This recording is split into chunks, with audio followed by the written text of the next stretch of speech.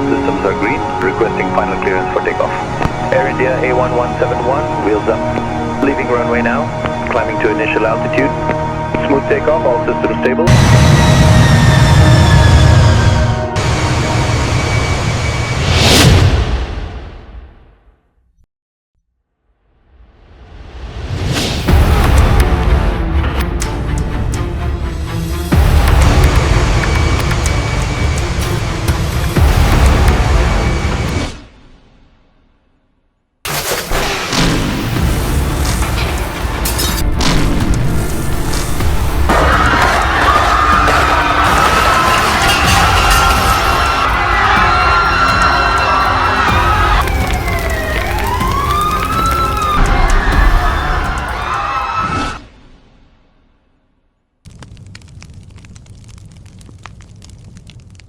બાર જૂન 2025 એક એવો દિવસ કે જે દિવસને અમદાવાદ કદાચ ક્યારેય નહીં ભૂલી શકે. એક વિમાન તૂટી પડ્યું અને તેની સાથે તૂટી પડ્યા અનેક પરિવારોના સપના. અમદાવાદ શહેર થંભી ગયું અને ભારત દેશ સ્તબ્ધ થઈ ગયો. ત્યારબાદ શરૂ થઈ સમય સાથેની સૌથી મોટી જંગ. જીવન બચાવવાની જંગ, પોતાના સ્વજનોને ઓળખવાની જંગ અને આશા અમર રાખવાની જંગ. હું બીરેન જાદવ આગામી 1 કલાકમાં આપને બતાવીશ તે ભયાનક સમયની સંપૂર્ણ કહાની. અમદાવાદની એક સામાન્ય બપોર. લોકો પોતાના કામમાં વ્યસ્ત હતા. કોઈ લંડન જવા માટે ફ્લાઇટમાં બેઠું હતું તો કોઈ મેડિકલ કોલેજની મેસમાં જમતું હતું. પરંતુ થોડી જ ક્ષણોમાં આકાશમાંથી પડેલા અગનગોળાએ સેંકડો પરિવારોની દુનિયા બદલી નાખી. એર ઇન્ડિયાની ફ્લાઇટ AI-171 ઉડાન ભર્યાના થોડા જ સમયમાં મેઘાણીનગર વિસ્તારમાં ધડાકાભેર તૂટી પડી અને ત્યારબાદ જે દ્રશ્યો સામે આવ્યા તે અમદાવાદ કદાચ વર્ષો સુધી નહીં ભૂલી શકે. સૌથી પહેલા દોડી આવી 108 એમ્બ્યુલન્સ કંટ્રોલ રૂમમાં એક પછી એક કોલ, સેકન્ડોમાં એલર્ટ અને મિનિટોમાં ડઝનો એમ્બ્યુલન્સ ઘટના સ્થળે. ઘાયલોને બહાર કાઢવા, તેમને હોસ્પિટલ પહોંચાડવા દરેક સેકન્ડ કિંમતી બની ગઈ હતી.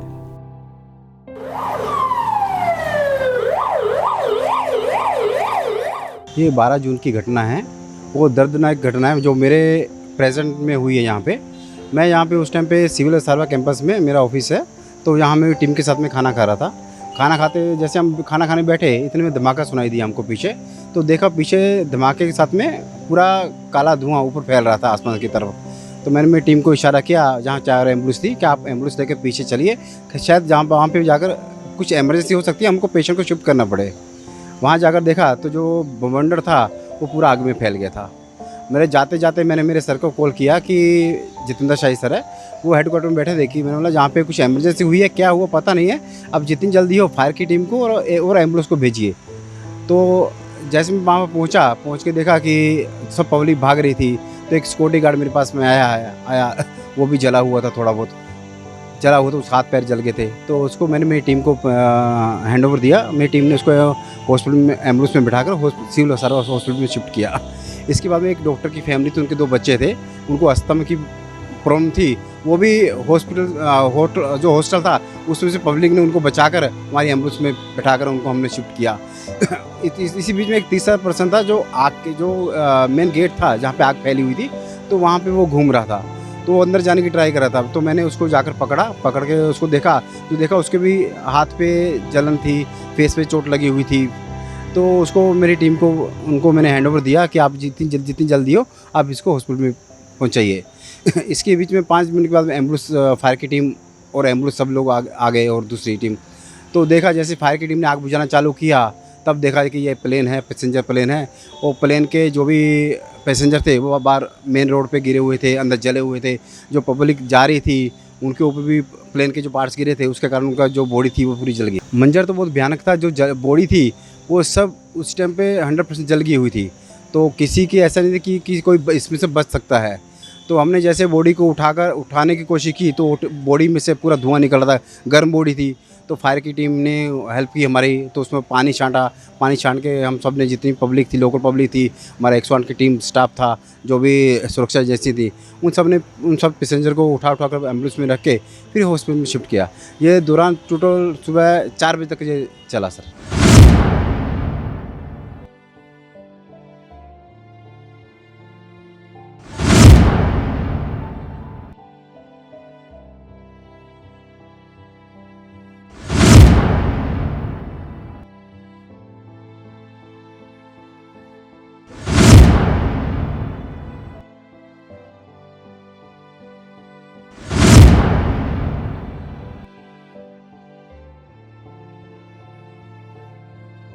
વાગીને 40 મિનિટે આ એરક્રાફ્ટ સડનલી ક્રેશ થઈ ગયું અને 1:41 જ અમને 108 અમારા કઠવાડાના કંટ્રોલ એન્ડ કમાન્ડ સેન્ટર આખા રાજ્યના જે કોલ્સ આવે છે ત્યાં અમને પ્રથમ કોલ મળ્યો અને એ દરમિયાન એ કોલ 1 મિનિટમાં મળવાની સાથે જ અમે 3 મિનિટની અંદર અમારી પ્રથમ એમ્બ્યુલન્સ આ સ્થળ પર પહોંચી અને પેરેલલી ત્યાં સિવિલ હોસ્પિટલ પાસે બીજે મેડિકલ કોલેજના જે રેસિડેન્ટ ડૉક્ટર્સની મેશ છે એના પર જ આ એરક્રાફ્ટના અમુક હિસ્સાઓ પડ્યા અને એ આખું જ મેદાન અમારી એમ્બ્યુલન્સનું જે બેઝ કેમ્પ છે સિવિલ હોસ્પિટલ ખાતે એની બિલકુલ નજદીક હોવાથી અમારા એમ્બ્યુલન્સનો સ્ટાફ અને અમારા સુપરવાઇઝર્સ જે એરિયા સુપરવાઇઝર્સ છે મિસ્ટર સતેન્દ્ર સંધુ એ ત્યાં લંચ બ્રેકમાં હતા એટલે જેવો એરક્રાફ્ટ પડવાનો અવાજ આવ્યો ધમાકાબંધ અને એ લોકો કુતૂહલવશ જોવા નજર કરી ત્યાં તો આખું એરક્રાફ્ટ કાળા ધુમાડાની ગોટાઓથી વીંટળાયેલું હતું એટલે આ લોકોએ તરત જ ત્યાં જમવાનું છોડી અને સ્થળ ઉપર પહોંચી ફટાફટ અમને લોકોને કોલ્સ અને મશીનરીને એસ્કેલેશન કર્યું અને આ સમય દરમિયાન અમારા કંટ્રોલ એન્ડ કમાન્ડ સેન્ટર દ્વારા પણ અમને જાણ કરવામાં આવી કે આ પ્રકારનો મોટો કોલ આવેલો છે જેથી અમે પણ ગવર્મેન્ટ લેવલ પર અલગ અલગ સ્તરે આ માહિતીની આપ-લે કરી અને મશીનરીને એક્ટિવેટ કરવામાં મદદરૂપ થવા માટે પ્રક્રિયા કરી અને આ સમય દરમિયાન અમારા અમદાવાદના પ્રોગ્રામ મેનેજર અને રાજ્યના અમારા સ્ટેટ હેડ ઓપરેશન મિસ્ટર સતીશ પટેલ પણ અહીંયા અમારા કઠવાડા ખાતેથી સીધા જ સ્થળ ઉપર રવાના થયા અને ફક્ત 10 મિનિટની અંદર અમારી 25 જેટલી એમ્બ્યુલન્સીસ આ બનાવના સ્થળ ઉપર પહોંચી અને એ સમય દરમિયાન એ મેદાનમાંથી આ જે એકમાત્ર સર્વાઈવર છે મિસ્ટર કુમાર વિશ્વાસ એને પણ અમારી 108ની ટીમે જ રેસ્ક્યુ કરી અને એમને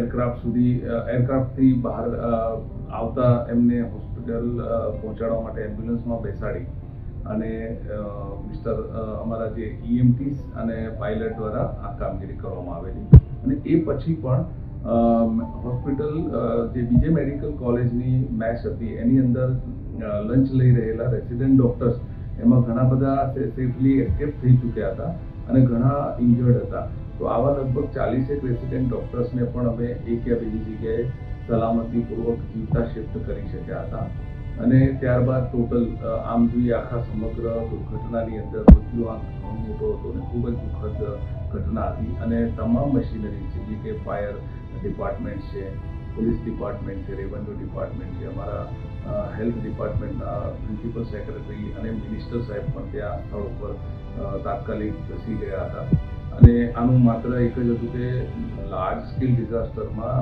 how to coordinate with different stage of medical treatment as per the protocol એટલે એનું ટ્રાયાજિંગ કરવા અને ડેડ બોડીઝ પણ ઘણા બધા બર્ન્ડ કન્ડિશનમાં હતા એટલે એમને પણ પ્રોપરલી કોઓર્ડિનેટ કરીને how to inform the relatives અને એના સગાવાલાને પણ જાણ કરવા માટેની આખી પ્રક્રિયા ગવર્મેન્ટ સુગ્રથિત રીતે હાથ ધરી શકે સચોટ માહિતી સાથે એના માટે ઘણા બધા સિનિયર ઓફિશિયલ્સ પણ આ ઘટનાની અંદર સંકળાયેલા હતા અને આમ અમારી જો 108ની વાત કરવામાં આવે તો ગોલ્ડન આવર અને એમાં પણ 10 જે પ્રથમ પ્લેટિનમ મિનિટ છે એ આ ઘટનાની અંદર એનું સંપૂર્ણ અમે લોકો ઇમ્પ્લિમેન્ટેશન કરી શક્યા જેના કારણે એક જાન બચી, ઘણા બધા રેસિડેન્ટ ડૉક્ટર્સ બચ્યા, આસપાસના રહીશોમાં પણ જ્યાં કોઈ નાના મોટા વેપાર ધંધા કે રહેણાંક ધરાવતા હતા એ લોકોને ઈજા થઈ એને પણ 108 દ્વારા હોસ્પિટલાઇઝ કર્યા.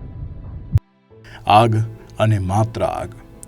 સામાન્ય આગ નહીં, હજારો લીટર એવિએશન ફ્યુલથી ભડકેલી જ્વાળાઓ. દુર્ઘટનાનો ધડાકો સાંભળતાની સાથે જ સમગ્ર વિસ્તારમાં અફરાતફરી મચી ગઈ હતી. આકાશને આમતી આગની જ્વાળાઓ, ચારે તરફ ફેલાતો કાળો ધુમાડો અને અંદર ફસાયેલા લોકોને બચાવવાનો એક પડકાર. એવી પરિસ્થિતિમાં ઘટનાસ્થળ તરફ 108ની સાથે સૌથી પહેલાં દોડ લગાવી હતી ફાયર બ્રિગેડના જવાનોએ. કારણ કે આ કોઈ સામાન્ય આગ ન હતી. વિમાનમાં રહેલા હજારો લીટર એવિએશન ફ્યુલના કારણે આગ સતત ભડકી રહી હતી. દરેક ક્ષણે નવા વિસ્ફોટનો ભય હતો. તેમ છતાં જવાનોએ પોતાની જિંદગીની પરવા કર્યા વગર બચાવ કામગીરી શરૂ કરી હતી. તો બીજી બાજુ એક ટીમ ઘાયલ અને ફસાયેલા લોકોને બહાર કાઢવા માટે પ્રયાસ કરી રહી હતી. આગની ગરમી એટલી ભયાનક હતી કે નજીક ઊભા રહેવું પણ મુશ્કેલ હતું.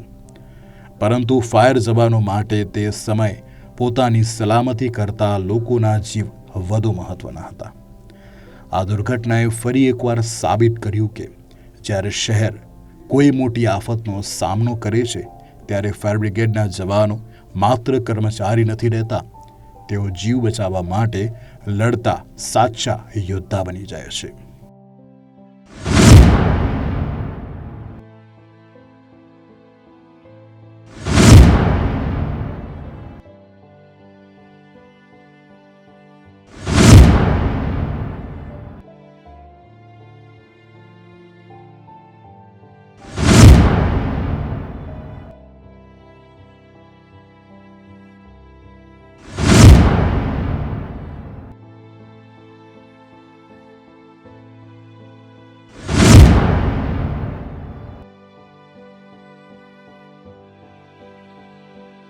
અમદાવાદની અંદર જે પ્લેન ક્રેશની દુર્ઘટના બની, જે કાળો દિવસ હતો, એને કોઈ દિવસ અમદાવાદ ફાયર બ્રિગેડના કોઈ જવાનો ભૂલશે નહીં. કારણ કે એ દિવસે એક એવી ઘટના હતી કે જે ઇન્ટરનેશનલ ફ્લાઇટ અહીંથી જે લંડન જતી હતી અને હજી તો ટેક ઓફ થઈ જ હતી અને એને વિધિન 2 મિનિટ પણ નહોતા થયેલા અને પ્લેન સિવિલ હોસ્પિટલ છે જેના કેમ્પસની અંદર ક્રેશ થઈ ગયું અને એના 3 ભાગમાં પ્લેનના ટુકડા થઈ ગયેલા. અને એ પ્લેનના ટુકડા થઈ જવાથી જે અંદરના જેટલા બધા પેસેન્જરો હતા એ બધા પેસેન્જરોમાંથી ફક્ત ને ફક્ત એક જ પેસેન્જર જીવિત બચેલો. બાકીના બધા જ, કારણ કે આખી ફ્યુલથી ભરેલું હતું અને હજી ટેક ઓફ જ થયેલી હતી ફ્લાઇટ અને લગભગ 19 થી 20 કલાકની જે ફ્લાઇટ હતો રસ્તો, એટલે ફૂલ ફ્યુલ ભરેલું હતું અને જ્વલનશીલના હિસાબે તેમાં બેઠેલા તમામ મુસાફરો, જેને અમે કહી શકાય કે અડધા બળેલી હાલતમાં, કોઈના અંગો જુદા થઈ ગયેલા હતા, એવા બધા જે રેસ્ક્યુ કરેલા હતા, જેમાં સ્ત્રીઓ, બાળકો, જેને કોઈને ઓળખી નહોતા શકતા અમે, પરંતુ કોઈ જોડી છે, થેલી છે, પ્લાસ્ટિક છે, એની અંદર ભરી ભરી અને અમે એક પછી આગ બુઝાવવાની સાથે સાથે એમને નીકાળતા ગયા. અને બીજું અમારે તકલીફ એ હતી કે જે જગ્યાએ પ્લેન ક્રેશ થયું હતું એ ડૉક્ટરોની જે ભણવા આવેલા વિદ્યાર્થીઓ, સિવિલમાં જે ભણતા વિદ્યાર્થીઓ, ડૉક્ટરો હતા, એમના ઓલામાં ત્યાંય આગ લાગી ગયેલી હતી, ત્યાંય માણસો ફસાયેલા હતા. એટલે એમને બચાવવાની એક કામગીરી અમારા હતી, સાથે સાથે આ પ્લેનની આગ બુઝાવવાની કામગીરી કરવાની હતી. એટલે શરૂઆતમાં અમે જે પણ બિલ્ડિંગો હતી ઉપર જે માણસો ફસાયેલા હતા એમને પણ અમે રેસ્ક્યુ કરીને કાઢેલા. અને પછી જેટલા પ્લેનમાં હતા એ તો અમને ખબર જ હતી કે ભાઈ આટલું બધું ફ્યુલ છે અને આટલી બધી જ્વાળા છે એટલે એમાંથી કોઈ જીવિત બચી શકશે નહીં. પરંતુ પહેલાં અમે રેસિડેન્શિયલ બિલ્ડિંગની આગ બુઝાવી, સંપૂર્ણપણે જે ડૉક્ટરો ત્યાં રહેતા હતા એ ડૉક્ટરોને અને સ્ટાફનાને ત્યાંથી અમે બહાર કાઢેલા હતા. ચારે તરફ લોકોની ભીડ, સાયરનનો અવાજ,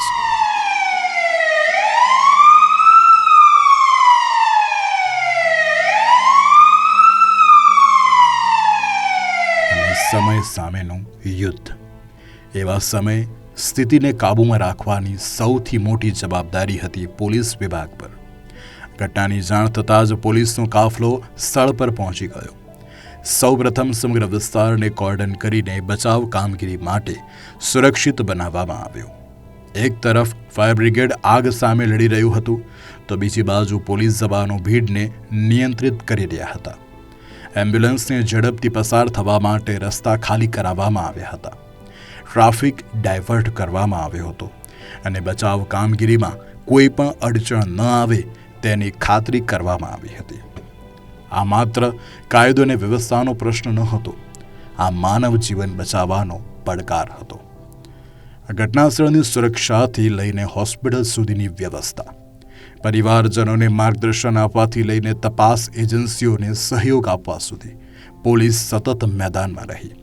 દિવસ રાત થાક અને તણાવની વચ્ચે માત્ર એક જ ધ્યેય સાથે પરિસ્થિતિને નિયંત્રણમાં રાખવી અને બચાવ કામગીરીને સફળ બનાવવી.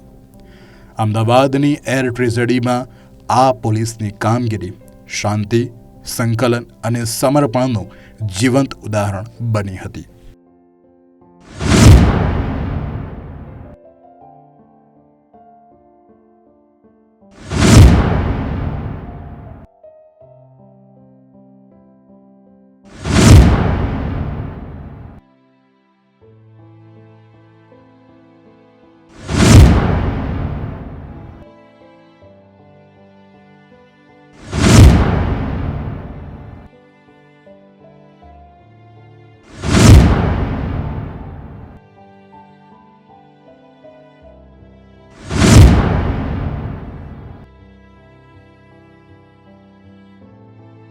लगभग 1:40 दोपहर को एक प्लेन क्रैश हुआ. जैसे अहमदाबाद से ये लंदन जा रहा था एयर इंडिया की फ़्लाइट, और एयरपोर्ट के पास ही क्रैश किया. सबसे पहले कॉल मुझे घर से आया क्योंकि मेरे रेजिडेंस से लगभग 200 मीटर दूर ये हादसा हुआ कि कुछ आवाज़ आई है, कुछ सिलेंडर या कुछ ब्लास्ट हुआ है और कुछ धुआं आ रहा है. मैं बात कर ही रहा था घर पे कि तुरंत इंटरकॉम पे मेरे को कंट्रोल रूम से फ़ोन आया कि कोई एक प्लेन क्रैश हुआ है. मैं इमीडिएटली वहाँ से रवाना हो गया और साइट पे मैं 2 बजे से 5-7 मिनट पहले ही पहुँच गया. तो वहाँ देखा तो डेड बॉडीज़ को उस टाइम एम्बुलेंसेस वो ले जा रही थी और बहुत ही पेनफुल दृश्य था. हमने तुरंत इनफैक्ट इमीडिएटली रास्ते में ही ट्रैफिक डाइवर्जेंस के लिए इंस्ट्रक्शन दे दी थी. ग्रीन कॉरिडोर्स हमने एस्टैब्लिश किए क्योंकि फायर टेंडर्स अहमदाबाद में अलग अलग एरियाज से आ रहे थे. तो काफ़ी स्मूथ कोऑर्डिनेशन कह सकते हैं कि बाकी एजेंसीज़ के साथ भी हो, चाहे म्यूनिसिपल कॉरपोरेशन हो या सिविल हॉस्पिटल की अथॉरिटीज हो. डॉक्टर्स ने भी बहुत अच्छा काम किया. जब एक प्लेन क्रैश के बाद हमें आइडिया था कि तुरंत ही हॉस्पिटल पे बहुत प्रेशर आएगा. हमने काफ़ी अपना डिप्लॉयमेंट हॉस्पिटल में किया. करीब 200 जो पेपर का काम जानने वाले हैं पुलिस वाले, वो पुलिस स्टेशन से हमने बुलाए और अलग अलग टीमें बना के जो पेपर का काम था उसका हमने स्टार्ट कराया. डीएनए जो ब्लड सैंपल विक्टिम्स की फैमिलीज़ के लिए ले रहे थे वो भी हमने तुरंत प्रोसेस शुरू कराया. और विक्टिम्स का भी डीएनए का लेने के लिए उनका ब्लड सैंपल और एक दांत का सैंपल लेते हैं तो, और डीप टिश्यूज़, तो वो भी लेके उसका भी प्रोसेस शुरू कराया. उनको तुरंत एफएसएल में भेजा गया.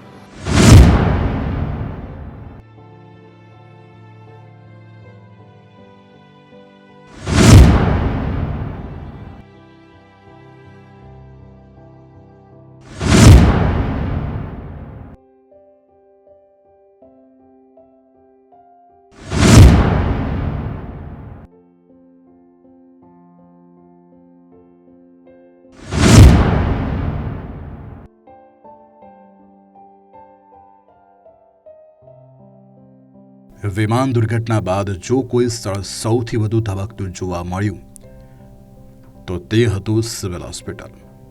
એક પછી એક એમ્બ્યુલન્સ હોસ્પિટલમાં પહોંચતી હતી. ઇમરજન્સી વોર્ડમાં સતત દર્દીઓ લાવવામાં આવી રહ્યા હતા અને એ જ સમયે શરૂ થયું જીવન બચાવવાનું સૌથી મોટું operation. Doctors, nursing staff, paramedical team અને હોસ્પિટલનું સમગ્ર તંત્ર બધા જ એક જ લક્ષ્ય સાથે કામે લાગી ગયા.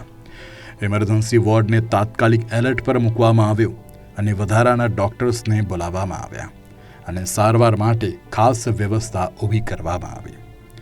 ઘાયલોની સારવાર હોય, પરિવારજનોને માહિતી આપવાની વાત હોય કે પછી સતત મેડિકલ મોનિટરિંગ, સિવિલ હોસ્પિટલની ટીમ સતત ફરજ પર રહી હતી. આ માત્ર સારવાર જ નહીં પણ જીવન અને મૃત્યુ વચ્ચેની લડાઈ હતી અને આ લડાઈમાં સિવિલ હોસ્પિટલના ડૉક્ટર્સ અને સ્ટાફે પોતાની ફરજ કરતાં પણ વિશેષ જવાબદારી નિભાવી. અમદાવાદ એર ટ્રેજેડીના આ કપરા સમયમાં સિવિલ હોસ્પિટલ આશાનું કેન્દ્ર બની. એટલે 12 જૂન 2025 ગોઝારી ઘટના કદાચ ક્યારેય ભૂલી નહીં શકાય. ખૂબ મોટા ધુમાડા અહીંયાથી પણ દેખાતા હતા, જેમ કે પેલી સાઈડ જુઓ તમે તો ખૂબ મોટા, એટલે કંઈક થયું છે. એટલામાં પાછો ફરી કોલ આવી ગયો કે પ્લેન ક્રેશ થયું છે ને એ પણ ઇન્ટરનેશનલ. એટલે વળી પાછું એવું થયું કે ઘણા બધા લોકો છે, આપણા સ્ટુડન્ટો પણ ત્યાં હતા, જમતા હતા. કોઈ એક જ પહેલાં માનસિકમાં મગજમાં એક જ વિચાર આવે કે હવે આ ગોલ્ડન અવર્સ પેશન્ટો આવશે એને મેનેજ કરશું. એટલે ઇમિડિયેટલી ટ્રોમામાં એક ટ્રાયજ બનાવી દીધું, જેની અંદર એક ટીમ હતી, જેની અંદર ન્યુરોસર્જન હોય, સર્જન, ફિઝિશિયન, એનેસ્થેટિસ્ટ, ઇમરજન્સી મેડિકલના ડૉક્ટર્સ, આ બધા લોકો જે બી વ્યક્તિ આવે એને ઇમિડિયેટ એસેસ કરે અને પછી એને જે તે પ્રમાણે એની ફિઝિકલ કન્ડિશન પ્રમાણે એને એલોટમેન્ટ થાય. ઉપર માસ કેઝ્યુઅલ્ટી વોર્ડ હતો, જે અત્યારે બિલ્ડિંગ ડિમોલિશ થયું છે ત્યાં અમારો એક માસ કેઝ્યુઅલ્ટી વોર્ડ હતો, એ પણ ઓપન કરી દીધું કે જે લોકો ઇન્જર્ડ થયા છે એને ફટાફટ જે કહેવાય ગોલ્ડન અવરમાં સારવાર મળી રહે, એનું ટ્રાયજિંગ થઈ જાય અને એમને જેને જરૂરિયાત હતી રેડ કેટેગરી એટલે કે સિરિયસ હોય તો ઇમિડિયેટ આઈસીયુમાં શિફ્ટ કરવા, જેને ઓપરેશનની જરૂર હોય ઓપરેશન થિયેટર, એ રીતે એક મેનેજમેન્ટ ચાલુ થયું. વોર્ડ નવા ઓપન થઈ ગયા, દવાઓ બધી ટ્રાન્સફર થઈ ગઈ. 1 કલાક સુધી અંદાજિત 71 જેટલા દર્દી આવ્યા હશે. દર્દી મીન્સ કે અમારા ત્યાંના લોકો જેને ઇન્જરી થઈ હોય, મેજોરિટી લોકોને બર્ન્સ અને ફ્રેક્ચર અથવા માર વાગ્યો હોય, પડી ગયા હોય, દોડી ગયા હોય, એવી રીતની પરિસ્થિતિમાં દાખલ કર્યા. અને પછી જે હૃદયને હચમચાવી શકે એવા દ્રશ્યો ચાલુ થયા કે બર્ન્ડ આઉટ બોડીઝ લાવવામાં આવી. અને જે પ્રમાણે બર્ન્ડ આઉટ બોડીઝ આવતા કે એમને ફોરેન્સિક ડિપાર્ટમેન્ટમાં, એટલે કે એ વખતે આપણો જૂનો પીએમ રૂમ હતો ત્યાં બધાને શિફ્ટ કર્યા. સરકાર તરફથી ઇમિડિયેટલી ડૉક્ટર્સ પણ ડેપ્યુટ કર્યા અને ફોરેન્સિકની ટીમ ડૉક્ટર ધર્મેશભાઈ પટેલના માર્ગદર્શન હેઠળ એમને પીએમ ચાલુ કર્યા. કેમ કે કોઈ પણ લેવલે કોઈ પણ વ્યક્તિ આઈડેન્ટિફાઈ થઈ શકતું નહોતું. અને અત્યારે અત્યારના જમાના પ્રમાણે સાયન્ટિફિક મેથડ એકમાત્ર ડીએનએ મેચિંગ થાય છે. એટલે એક તરફ પોસ્ટમોર્ટમ ચાલુ થયા, જેની અંદર જરૂરી સેમ્પલ લેવાના, એને પ્રોપર ટેગ કરવાના, પ્રોપર લેબલ કરી અને FSL અને FSUમાં મોકલવાના. બીજી બાજુ બીજે મેડિકલમાં કસોટી ભવનમાં વ્યવસ્થા કરી, જ્યાં સગાઓને બેસાડ્યા.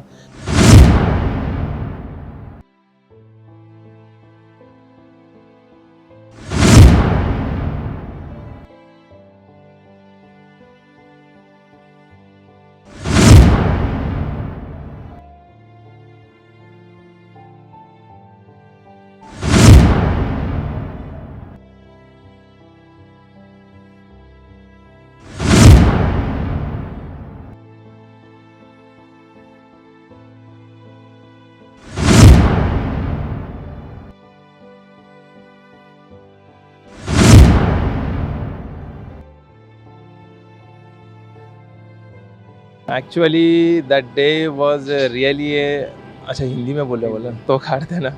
हाँ, उस दिन हम लोगों के लिए ऐसा है कि अनफॉरगेटेबल डे है, बिकॉज एक फाइन डे था जहाँ सब हॉस्पिटल अपना ओटीज चल रहे हैं एंड अपना कैंपस में स्टूडेंट्स पढ़ रहे हैं. Everything was going on like routine medical college में जैसा होता है. But all of sudden around 1:45 to 2 blast sound with ball of fire के साथ, इतने स्मोक के साथ देख के वी ऑल शॉक्ड एक्चुअली, क्या हुआ क्या.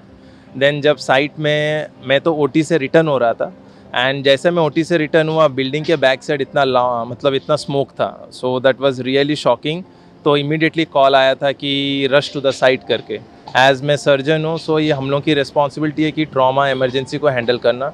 सो इमीडिएटली मैं साइट पे गया था एंड साइट में ऐसा था कि वो विजुअल्स अभी भी हमको याद है कि कैसे था. ऐसे सब जल रहे हैं, एक साइड बिल्डिंग का टूटा पड़ा है एंड दूसरे साइड बर्न चल रहे हैं. अब एयर इंडिया का जो भी पार्ट्स है फ्लाइट के आँख के सामने जल रहे हैं. तो बहुत दैट मतलब उस दिन अभी भी हमारे आँख के सामने वैसा ही फ्रेश है, लाइव है जो हमने देखा था. एंड हमने ट्राई किया सबके साथ मिलके जितना रिसर्चेट करे सबको निकाले. एंड जैसा हॉस्पिटल के administration doctor Rakesh Joshi and Sanjay Solanki sir ने बहुत मदद किया उस समय कि कैसा करना है, क्या करना है. And we are able to successfully जितना लोगों को निकाल सके निकाला. उसके बाद इमीडिएटली जो बच्चे ट्रैप थे बिल्डिंग में जहाँ फायर नहीं हुआ था, जो एरोप्लेन का जो टेल लगा था, वहाँ पर इमीडिएटली मैंने जाके जो स्टूडेंट्स जिनको मैं मूव कर सकता हूँ, MBBS के जो बच्चे थे बिल्डिंग में, बाजू बिल्डिंग में, उन्होंने अपना स्कूटी लाया, फिर एक एक स्टूडेंट का स्पाइन देख के जिसको मैं ट्रांसपोर्ट कर सकता हूँ, उसको इमीडिएटली 2 स्टूडेंट्स के बीच में बैठा के स्कूटी में उसको इमरजेंसी ट्रॉमा में भेज दिया। तो इस तरह हमने जो स्टार्टिंग के स्टूडेंट्स है जिसको लग रहा है कि स्कूटी में भेज सकते हैं, तो उनको भेज के ट्रीटमेंट किया। उसके बाद जिसका स्पाइन में चोट था उनको वहीं पर सुला के जब एम्बुलेंस आई उसमें शिफ्ट किए।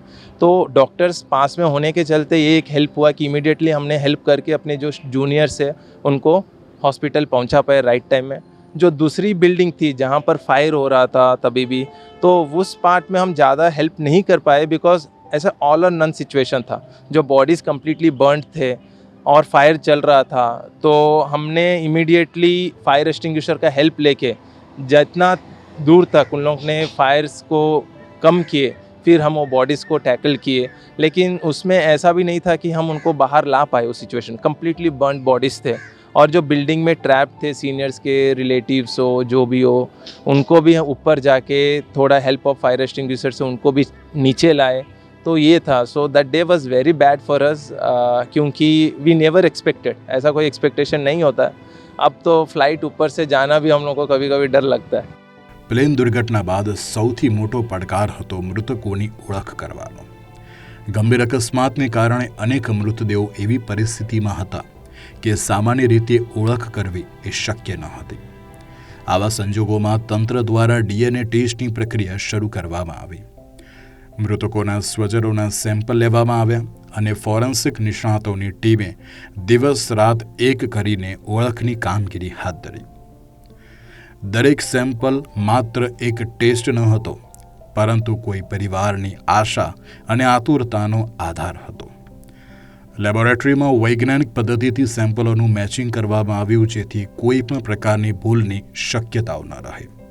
આ સમગ્ર પ્રક્રિયા સમય માંગી લે તેવી હતી, છતાં તંત્રએ ઝડપ અને ચોકસાઈની વચ્ચે સંતુલન જાળવી રાખ્યું.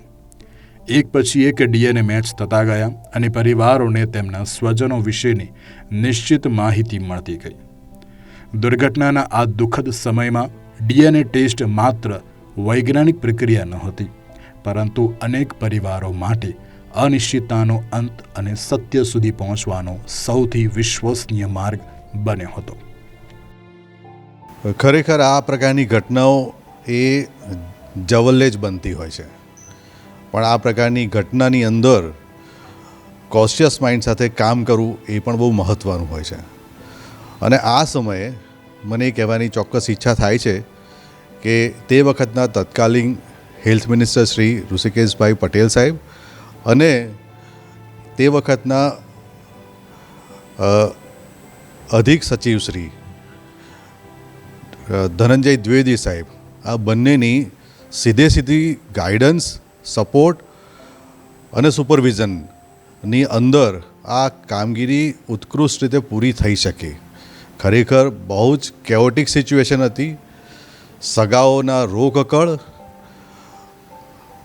મોટી ભીડ, અન્ય સંસ્થાઓ જે મદદ માટે તૈયાર થઈ અને આવી પહોંચી તે બધાની ભીડ, અને આવા કેઓટિક સિચ્યુએશનની અંદર અમે એ નક્કી કર્યું કે ના, under the able guidance or supervision of Dhananjay Dwivedi sir આખો પ્રોટોકોલ તૈયાર કરવામાં આવ્યો.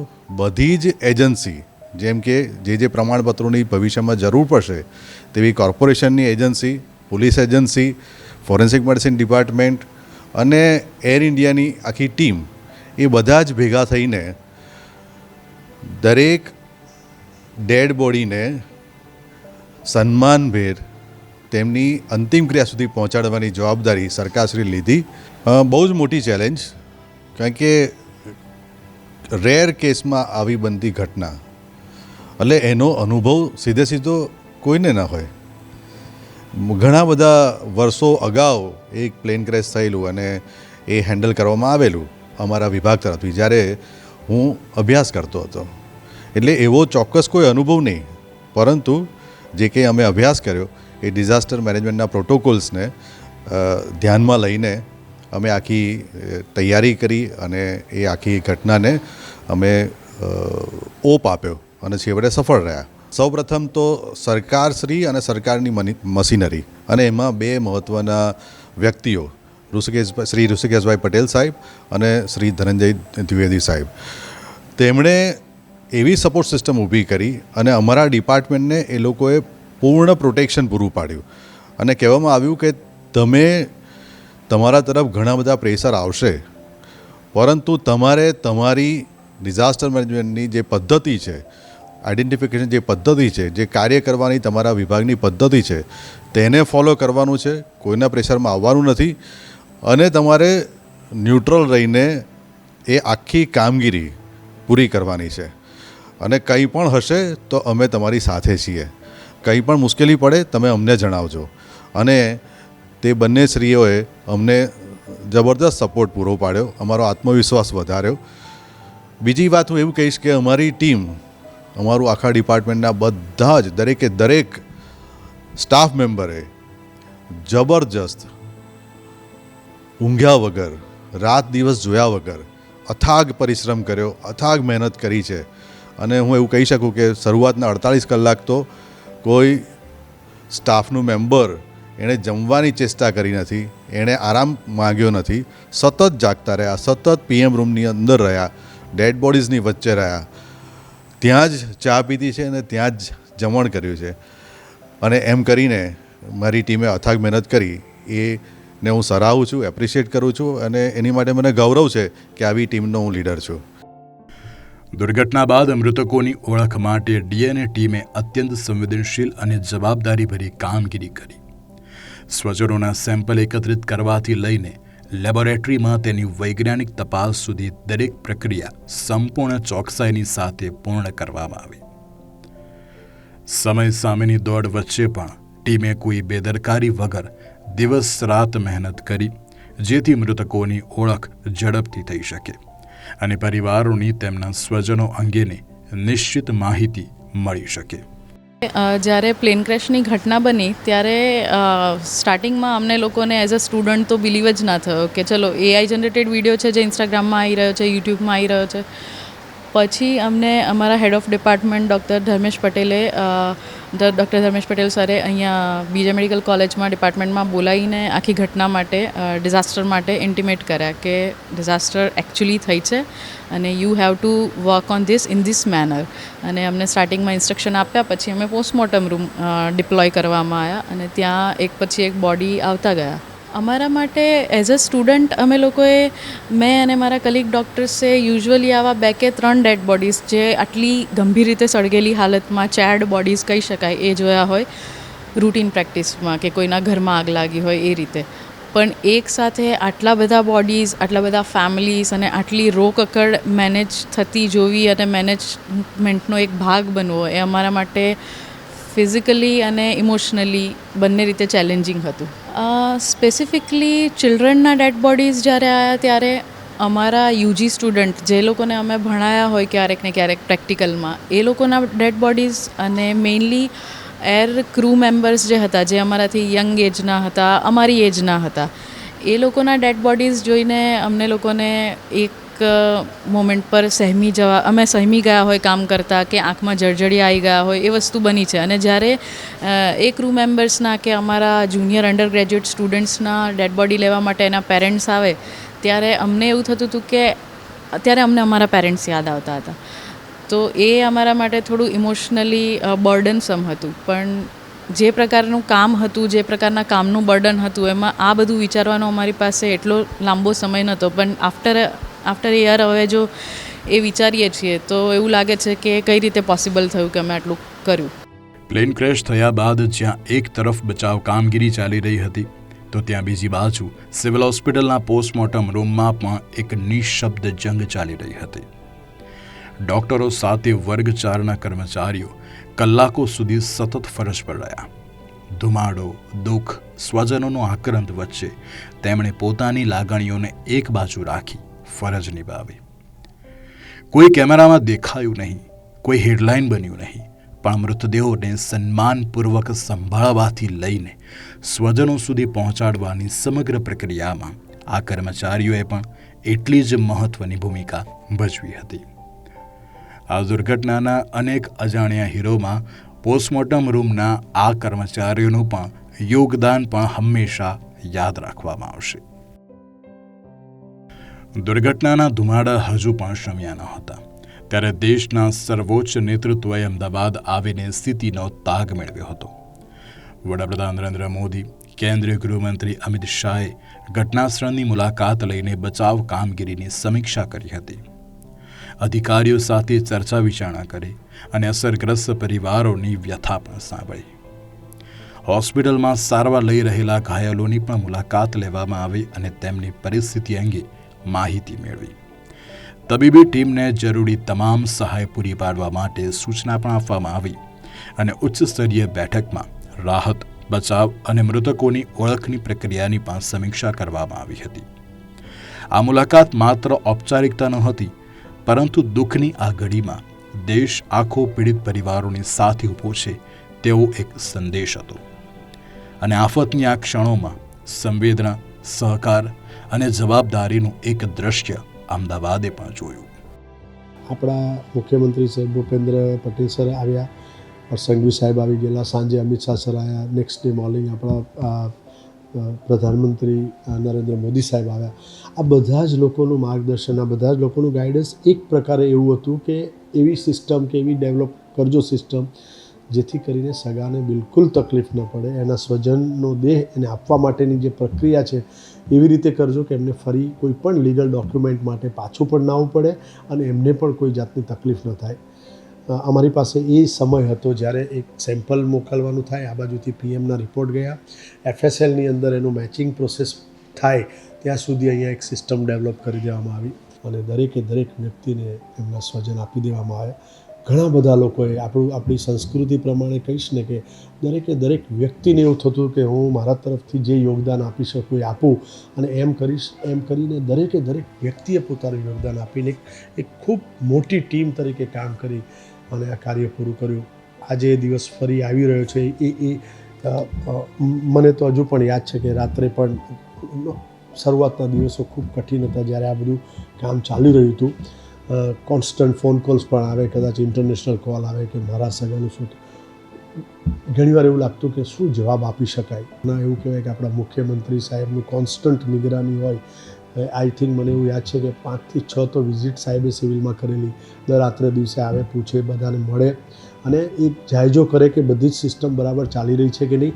આ બધી જ પરિસ્થિતિની અંદર દરેકે દરેક વ્યક્તિને એવું મનમાં હતું કે હું શું કરી શકું જેથી કરીને રિલેટિવને તકલીફ ન થાય, જેથી કરીને આ પ્રોસેસ ઝડપથી પતે અને સાથે સાથે એમને ફરી ક્યારેય પણ કોઈ લીગલ ડોક્યુમેન્ટ માટે ધક્કો ન ખાવો પડે. કદાચ આ એક જે અમને ગાઈડન્સ મળ્યું એ પ્રમાણે જે વ્યવસ્થા થઈ અને એ પ્રમાણે બધાએ મળીને જે કામ કર્યું એ કામ ખરેખર સરાહનીય હતું. એ વખતે ખૂબ ડિફિકલ્ટ સિચ્યુએશનમાં દરેક વ્યક્તિએ કામ કર્યું અને આમાં દરેકે દરેક લોકોએ એક સરસ ટીમવર્કથી કામ કર્યું. કદાચ એ એક નોંધપાત્ર વસ્તુ છે, પણ સાથે સાથે જેને સ્વજન ગુમાવ્યો છે, જેને પોતાનું વ્યક્તિ ગુમાવ્યું છે, એને તો આપણે પાછું નથી લાવી શકવાના. આપણે માત્ર ભગવાનને પ્રાર્થના કરશું કે એમને મોક્ષ આપે, એમની આત્માને પરમાત્મા એમને મોક્ષ આપે.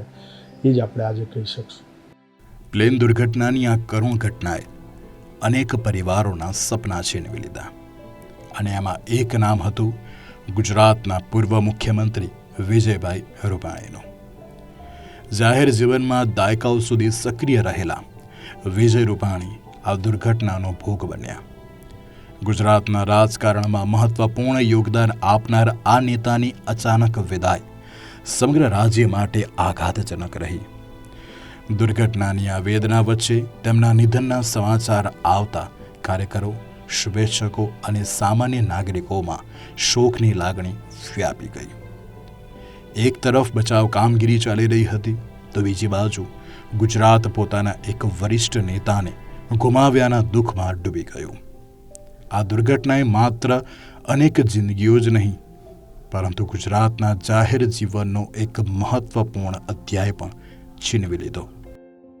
સર્વપ્રથમ તો હું આ દુઃખદ દુર્ઘટનામાં મૃત્યુ પામેલા તમામ મૃતકોને, હુતાત્માઓને હું ભાવપૂર્ણ શ્રદ્ધાંજલિ આપું છું.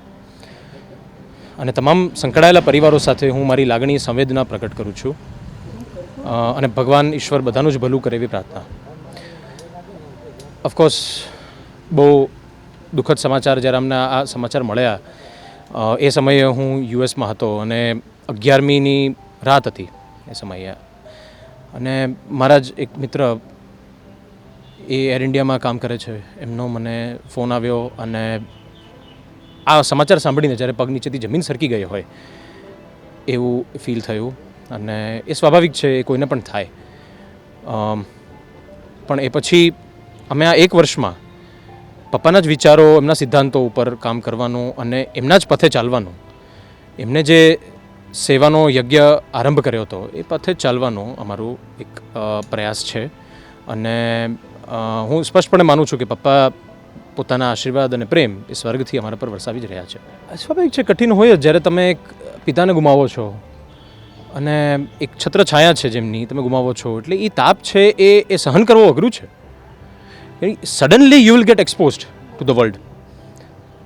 તો આજે પરિવારમાં પણ અમને પરિવારનો ખૂબ સપોર્ટ છે, એની સાથે સાથે અસંખ્ય કાર્યકર્તાઓ ભાજપના રાજકોટ, સૌરાષ્ટ્ર, ગુજરાત અને પંજાબના પણ એટલા કાર્યકર્તાઓ આજે અમારી સપોર્ટ મિકેનિઝમ છે અને એમણે હંમેશા અમારા પરિવારને પ્રેમ આપ્યો છે. તો અમે બધાના આભારી છીએ. વિજયભાઈ એ માત્ર મારા કે પરિવારના છે એવું નથી. વિજયભાઈ સમગ્ર ભારતીય જનતા પાર્ટીના છે, કાર્યકર્તાના છે વિજયભાઈ. એટલે જ દરેક કાર્યકર્તા તમે મળો ને એ છાતી ઠોકીને એમ કે આપણા વિજયભાઈ છે, મારા વિજયભાઈ.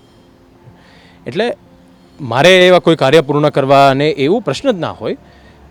પાર્ટીનો વિકાસ થઈ રહ્યો છે, રાજ્યનો વિકાસ થઈ રહ્યો છે, દેશનો વિકાસ થઈ રહ્યો છે, એ જ વિજયભાઈને સાચી શ્રદ્ધાંજલિ છે.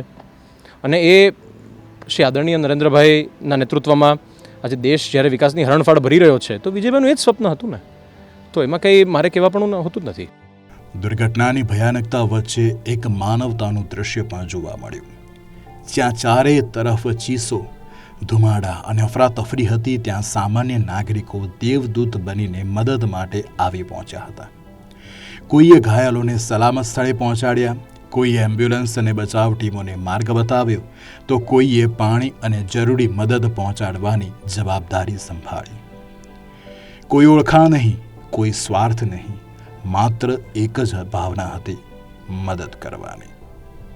આપત્તિની આ ઘડીમાં માનવતાએ પોતાની સૌથી સુંદર ઓળખ આપી. બચાવ કામગીરીમાં તંત્રની સાથે સામાન્ય લોકોનું આ યોગદાન પણ એટલું જ મહત્વનું રહ્યું, કારણ કે ઘણી જિંદગીઓ સુધી મદદનો પ્રથમ હાથ આ અજાણ્યા દેવદૂતોનો છે. આ ઘટનાએ ફરી એકવાર સાબિત કર્યું કે મુશ્કેલીની ઘડીમાં मानवता જ સૌથી મોટી તાકાત બનીને ઊભી રહે છે. मैं एयरपोर्ट पर था, मेरे एक मित्र हैं, उन्होंने बताया कि लाला भाई वहाँ पे एक दुर्घटना हुई है एयर इंडिया की, जो अभी फ्लाइट उड़ी है. और जब देखा तो बहुत ब्लैक धुआं, पूरा बादल काले हो गए थे. उस टाइम वहाँ से मैं निकला और 10 मिनट में मैं यहाँ पहुँचा हूँ. और जैसे ही पहुँचा तो लाशें पड़ी हुई थी और हम लोगों ने लाशें उठाई. बहुत से हमारे और भी मित्र लोग आ गए थे. एक एम्बुलेंस में समझो ना 4 बॉडी अंदर डाल रहे थे और बॉडी इतनी गर्म थी कि पूरा मतलब हाथ जल जाए. उसके बाद फिर सब कार्यकर्ता आए, उन्होंने किसी ने ग्लव्स लाया, किसी ने मास्क लेके आया, कोई सैनिटाइज़र ला रहा है, फिर सब एक एक करके सब आने लगे. मगर जिस टाइम हम लोग थे उस टाइम वो दृश्य बहुत ख़राब था. मतलब बहुत अजीब सा वो दृश्य था. मैं तो कहता हूँ भगवान कभी ऐसा दृश्य कभी दोबारा कभी नहीं आए. बहुत ख़राब है, रोंगटे खड़े हो जाते हैं हमारे तो सुन के. लाशें इतनी गिरी हुई थी, किसको उठाओ किसको नहीं, सब लोग उठा के एम्बुलेंस में डाल रहे. एक एम्बुलेंस की जगह में 4 5 बॉडियाँ डाल रहे थे और वो सीधा यहाँ से सिविल. और जितने भी प्रशासन थे, प्रशासन सब आ गए थे. मैं कहता हूँ उन्होंने जो काम किया है वो सल्यूट है. પ્લેન ક્રેશની એ કાળ રાત અનેક પરિવારો માટે ક્યારેય ન ભૂસાઈ શકે તેવી પીડા છોડી ગઈ છે. જીએસએફમાં ગાર્ડ તરીકે ફરજ બજાવતા 62 વર્ષીય રાજેન્દ્ર પાટણકર ઘટનામાં મૃત્યુ પામ્યા હતા. પ્લેન ક્રેશ સમયે રાજેન્દ્રભાઈ ફરજ પર રહ્યા હતા. દુર્ઘટનામાં ગંભીર રીતે દાઝેલાઈને ઇજાગ્રસ્ત થયેલા રાજેન્દ્ર પાટણકર સિવિલ હોસ્પિટલમાં 4 દિવસથી જીવન અને મૃત્યુ વચ્ચે ઝઝૂમી રહ્યા હતા. 3 દિવસમાં રાજેન્દ્રભાઈ રિકવરી પર હતા, પરંતુ ફ્યુલ બર્ન કેસમાં સારવારમાં થોડો લાંબો સમય અને અલગ અલગ રિપોર્ટ કરવામાં આવતા હોય છે. ડૉક્ટરોની સતત સારવાર અને ડીપ ડ્રેસિંગ બાદ તેમની પરિસ્થિતિમાં કોઈ સુધારો આવ્યો નહીં. આખરે સારવાર દરમિયાન તેમનું નિધન થયું હતું. ફરજ પ્રત્યે નિષ્ઠા સાથે ઉભેલા એક કર્મચારીની જિંદગી આ દુર્ઘટનાએ છીનવી લીધી. રાજેન્દ્ર પાટણકરનું મૃત્યુ માત્ર એક વ્યક્તિનું અવસાન નથી, પરંતુ તે કડવી યાદ છે કે પ્લેન ક્રેશનો ઘા હજુ પણ પરિવારને રડાવી રહ્યો છે. આજે તેમના પરિવારજનોની આંખોમાં આંસુ છે, તો સાથી કર્મચારીઓના હૃદયમાં એક ખાલીપો, જે કદાચ ક્યારેય ભરાઈ શકાશે નહીં. પ્લેન ક્રેશની એ કાળ રાત અનેક પરિવારો માટે ક્યારેય ન ભૂંસાઈ શકે તેવી પીડા છોડી ગઈ છે. જીએસએફમાં ગાર્ડ તરીકે ફરજ બજાવતા 62 વર્ષીય રાજેન્દ્ર પાટણકર ઘટનામાં મૃત્યુ પામ્યા હતા. પ્લેન ક્રેશ સમયે રાજેન્દ્રભાઈ ફરજ પર હાજર હતા. દુર્ઘટનામાં ગંભીર રીતે દાઝેલા અને ઇજાગ્રસ્ત થયેલા રાજેન્દ્ર પાટણકર સિવિલ હોસ્પિટલમાં 4 દિવસથી જીવન અને મૃત્યુ વચ્ચે ઝઝૂમી રહ્યા હતા. 3 દિવસમાં રાજેન્દ્રભાઈ રિકવરી પર હતા, પરંતુ ફ્યુલ બર્ન કેસમાં સારવારમાં થોડોક લાંબો સમય અને અલગ અલગ રિપોર્ટ કરવામાં આવતા હોય છે. ડૉક્ટરોની સતત સારવાર અને ડીપ ડ્રેસિંગ બાદ તેમની પરિસ્થિતિમાં સુધારો આવ્યો નહીં, અને આખરે સારવાર દરમિયાન તેમનું નિધન થયું હતું. ફરજ પ્રત્યેની નિષ્ઠા સાથે ઉભેલા એક કર્મચારીની જિંદગી આ દુર્ઘટનાએ છીનવી લીધી. રાજેન્દ્ર પાટણકરનું મૃત્યુ માત્ર એક વ્યક્તિનું અવસાન નથી, પરંતુ તે કડવી યાદ છે કે પ્લેન ક્રેશનો ઘા હજુ પણ પરિવારોને રડાવી રહ્યો છે. આજે તેમના પરિવારજનોની આંખોમાં આંસુ છે, તો સાથી કર્મચારીઓના હૃદયમાં એક ખાલીપો, જે કદાચ ક્યારેય ભરાઈ શકશે નહીં. એ દિવસે જ્યારે આવું બનાવ બન્યું ને ત્યારે આમ જમવા માટે હું ફોન કરતી હતી એમને કે અને આવું બનાવ બન્યું ને તો બહુ ધુવાડા ઉડતા હતા, તો બધી એમ્બ્યુલન્સ જતી હતી એરપોર્ટમાંથી. તો બધા આટલી બધી કેમ એરપોર્ટમાંથી જાય છે? તો અમે ધાબા ઉપર ચડીને જોયું, તો અમને એવું લાગે કે અમારા મેદાન છે ને ત્યાં જ એવું થયું હશે. તો અમને ફોન કર્યો, છૂટવાનો ટાઈમ થઈ ગયો ને, મેં તમને કંઈ ખબર પડે આટલી બધી એમ્બ્યુલન્સ આવી? તો ફોન જ ના ઉપાડે. નહીં તો મારી તબિયત થોડી આવી રહેશે ને એટલે ઉપાડે જ એક વખતમાં. 10-15 ફોન કરે, ઉપાડે જ નહીં. પછી સામે તો એમનો ફોન આવ્યો કે તમે પાટણકર મિસિસ બોલો. બધું કે ફટાફટ આવી જાઓ કે સિવિલ. પછી તો એવી દોડીને ત્યાં એવું થયું ને, ત્યાં મને હોશ જ નહોતા કે હું મારા પાછળ બધા આજુબાજુવાળા દોડતા હતા, બધા મને લઈને એ જગ્યાએ ગયા એ લોકો, પણ અંદર જવા જ નહીં દેતા હતા મને. અને એ ટાઈમે મારા બાબો બી એર ઇન્ડિયામાં ત્યાં એને ખબર નથી મારા પપ્પા અહીંયા છે. પછી એને મારા બાજુવાળાએ અમને ફોન કર્યો. પછી હા કે બાજુવાળા કે મમ્મીને લઈ જાઓ, તો એની તબિયત સારી ને હું જઉં છું પપ્પાને ત્યાં. એટલે ત્યાં આ બે દિવસ ત્યાં જ રહ્યા. તો હું વધારે મારા બાબા મારી તબિયત સારી ને એટલે બાબા રહેતા હતા, 2 જણા વહુ છે એમની જોડે રહેતા હતા. તો 4-5 મહિના તો મને આમ એ જ નહોતું કે શું થઈ ગયું છે, યકીન જ નહીં આવતું હતું. પરિવારનો ફૂલ સપોર્ટ હતો, મારા બાબાનો વહુઓનો. મને સાચવી લીધું છોકરા વહુએ. આમ તો જતાં જતાં બહુ અમને બધું કરીને ગયા છે. એમને લાઈફમાં કર્યું જ છે છોકરા માટે. કોઈ દિવસ આરામ નહીં કર્યું, કોઈ દિવસ નહીં. ડબલ ડ્યુટી બસ મારા છોકરાને અમે બસ. અમને અહીંયા એર ઇન્ડિયામાં રિટાયર થયા ને એના પછી 2-3 મહિના ઘરે હતા ને, તો એમને બેચેન એવું જતું કે હું ઘરે કેમ છું. પછી અહીંયા થાય, પછી એ લોકો પહેલાં સિલાઈ કામ કરતા હતા ત્યાં જતા હતા, પણ પછી 200-300 રૂપિયાનું જ કામ થતું અને આખો દાડો થાકી જ જતા હતા. 1-2 મહિનો કરે ને તો એકદમ લોથફોથ થઈને હતા કે હવે નહીં થતું પહેલાં જેવું. પછી એક્સમેનને એર ઇન્ડિયાની એમાં આપણા એમાં શું કહેવાય હોમગાર્ડમાં હતા ને, તો 30 હશે ને તો કે આપણે થશે. તો એના માટે અમે લાલ દરવાજા બહુ ધક્કો ખાધો કે અમને નોકરી મળે. પછી એવી રીતે અમને જીએસએફમાં નોકરી મળી. 3 વર્ષ તો બહુ, આ નોકરી તો બહુ ખુશ હતા કે મને રિટાયર પછી બી નોકરી મળી અમને. અને 5 વર્ષની હતી પણ એમનું સારું વર્તાવ જોઈને 1 વર્ષ વધાર્યું હતું કે 6 વર્ષ માટે હજુ. એમને નોકરી બહુ વાલી હતી. એમને તો હું તો કહું છું એવી આત્માને શાંતિ મળવું જોઈએ કે આ જન્મમાં જેવું બધાને હેલ્પ કરતા હતા, બહુ હેલ્પ કરતા હતા સમાજમાં બહુ નામ હતું કે બધી જગ્યાએ બધાને એમની જરૂર હતી. કેટલા કામ અધૂરા છોડીને ગયા છે. અત્યારે જે બી મળે છે કે અમારું કામ અધૂરું છોડીને ગયા, બધા એમને યાદ કરે. એમને આત્માને એટલી શાંતિ મળે કે હર જન્મમાં મને મળે એવું. નરોડામાં રહેતા અનિલ પટેલના આંસુ આજે પણ સુકાયા નથી. વર્ષો પહેલા પત્નીનું અવસાન થયા બાદ તેઓ પોતાના દીકરા અને વહુના સહારે જીવન જીવી રહ્યા હતા. વૃદ્ધાવસ્થામાં બંને જ તેમના સૌથી મોટો આધાર હતા. પરંતુ 12 જૂનની પ્લેન દુર્ઘટનાએ તેમનો આ સહારો પણ છીનવી લીધો હતો. અનિલ પટેલનો દીકરો લંડનમાં ખાનગી કંપનીમાં નોકરી કરતો હતો, જ્યારે તેમની વહુએ લંડનમાં અભ્યાસ પૂર્ણ કર્યાને 1 જ વર્ષ થયું હતું. બંને પોતાના ભવિષ્ય અને પરિવાર માટે અનેક સપનાઓ જોયા હતા. વર્ષોની મહેનત બાદ જીવનમાં ખુશીઓના દિવસો પણ આવવાના હતા, પરંતુ એક જ દુર્ઘટનાએ બધું બદલાવી નાખ્યું હતું કે જે દીકરા અને વહુના ભરોસે અનિલ પટેલ જીવનના બાકીના વર્ષો પસાર કરવાની આશા રાખતા હતા, તે જ બંને તેમને હંમેશા માટે છોડીને ચાલ્યા ગયા હતા. આજે ઘટનાને 1 વર્ષ તો પૂર્ણ થયું છે, છતાં દીકરા અને વહુની યાદો સાથે જીવતા અનિલ પટેલની આંખોમાં તેનું દુઃખ હજુ પણ ઓછું થયું નથી. પટેલ અનિલ કુમાર અંબાલાલ. મારા બાબાનું નામ હતું હર્ષિત અનિલભાઈ પટેલ અને વાઇફનું નામ હતું પૂજા હર્ષિત પટેલ. આજે પ્લેન ક્રેશને 1 વર્ષ થયું છે. આપના પણ પરિવારજનો સવાર હતા લંડન જવા માટે, અને પરિવારમાં કોણ? મારા પરિવારમાં પૂજા અને હર્ષિત બંને લંડન હતા 2 વર્ષથી. એ ત્યાંથી અહીંયા આવ્યા હતા 2 વર્ષો, 12 દિવસ 15 દિવસ રહેવા માટે.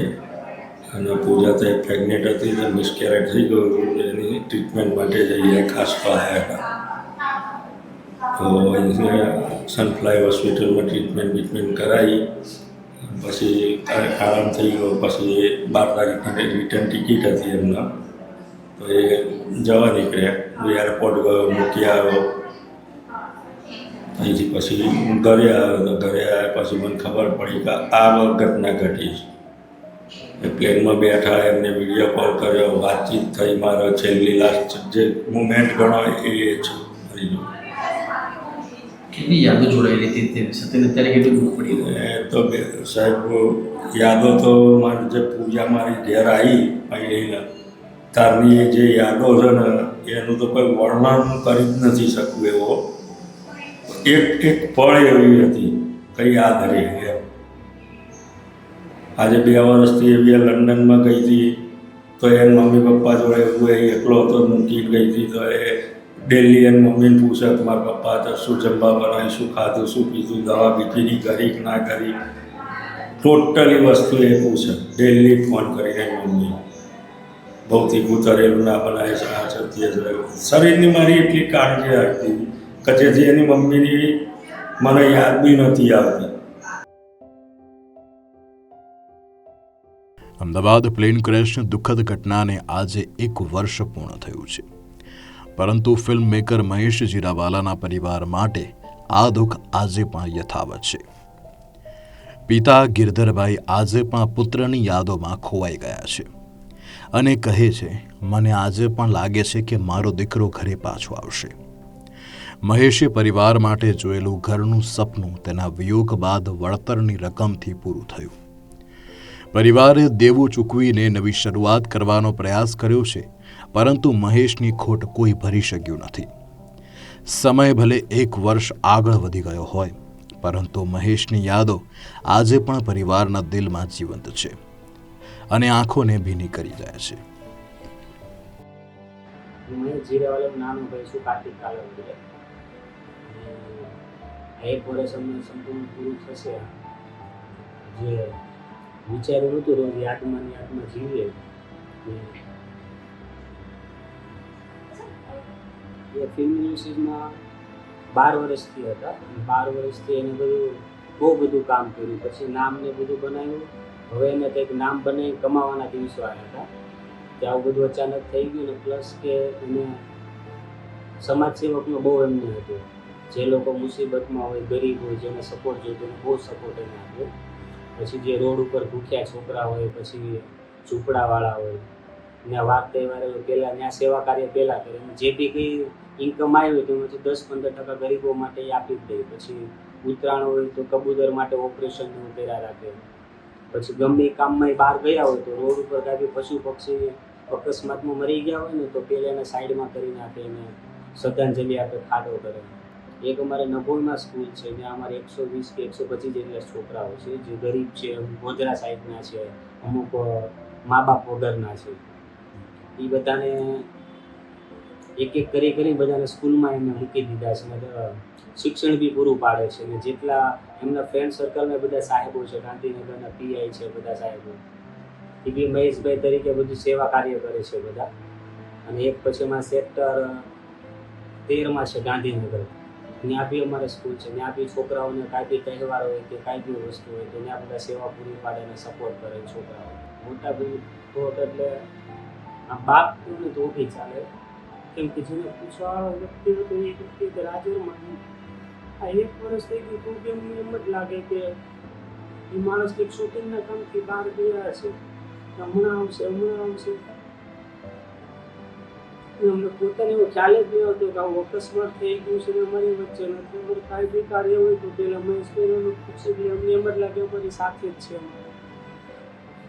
ને નો બને અચાનક જ આવી ગયો હતો પહેલેથી જિમ્મેદાર વ્યક્તિ તો એ જ હતા ઘરમાં પણ મને તો ક્યારેય એને જિમ્મેદારી આપી જ નથી હું નાનો હતો પણ અચાનક આવું થઈ ગયું ને બધું અત્યારે મારા ઉપર આવી ગયું મારે દુકાનનું પછી ઘરનું મમ્મી પપ્પાનું મારી છોકરીનું આમ બહુ લાચાર પડે કે એવું કોને જો મમ્મી પપ્પા સામે રહું તો મમ્મી પપ્પાને દુઃખ લાગે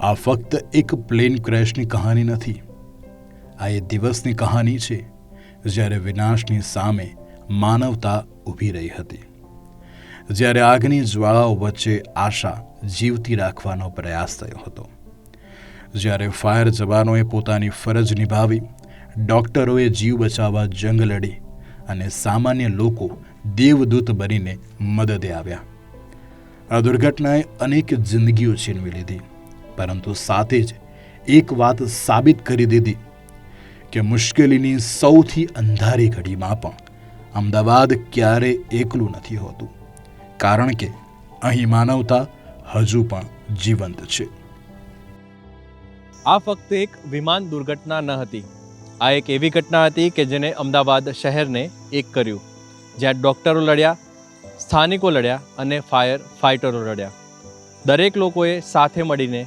માનવતાને ઉજાગર કરવાનો એક સંદેશો આપ્યો આ એપિસોડમાં બસ આટલું મને આપશો રજા નમસ્કાર